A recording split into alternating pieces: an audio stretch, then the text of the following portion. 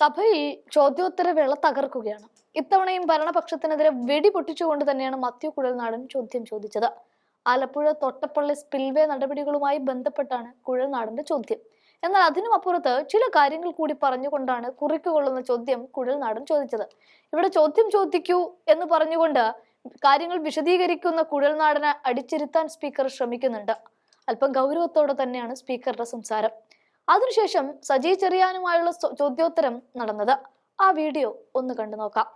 Mathew Kuzhalnadan sir, അങ്ങ് ഈ കടലിൽ ഖനനം നടത്തുന്നതുമായി ബന്ധപ്പെട്ട് മത്സ്യത്തൊഴിലാളികൾക്കും പ്രദേശത്തും ഉണ്ടാകുന്ന വലിയ വിഷയങ്ങളെക്കുറിച്ച് പരാമർശിച്ചു.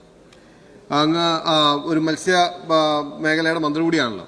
എന്നാൽ കേന്ദ്ര സർക്കാർ ഇത് കൊണ്ടുവന്ന് നമ്മൾ എതിർക്കുന്നു. ഇപ്പോൾ നിലവിൽ ആലപ്പുഴ തോട്ടപ്പള്ളി സ്പില്ലുമായി ബന്ധപ്പെട്ട് ഈ സർക്കാർ എൻവയറമെന്റൽ ക്ലിയറൻസോ മൈനിങ് പ്ലാനോ മറ്റ് സാങ്കേതികമായ ഒരു പരിജ്ഞാനവും നടപടികളുമില്ലാതെ 55 ലക്ഷം മെട്രിക് ടൺ മണല് അവിടെ നിന്ന് എടുത്തുകൊണ്ട് പോയി. അങ്ങ് മന്ത്രി എന്ന നിലയിൽ അതിനെതിരെ ഒരു കമാന്നൊരു അക്ഷരം അങ്ങയുടെ എന്തുകൊണ്ട് ആ കാര്യത്തിൽ സർക്കാർ നിലപാട് സ്വീകരിക്കുന്നില്ല?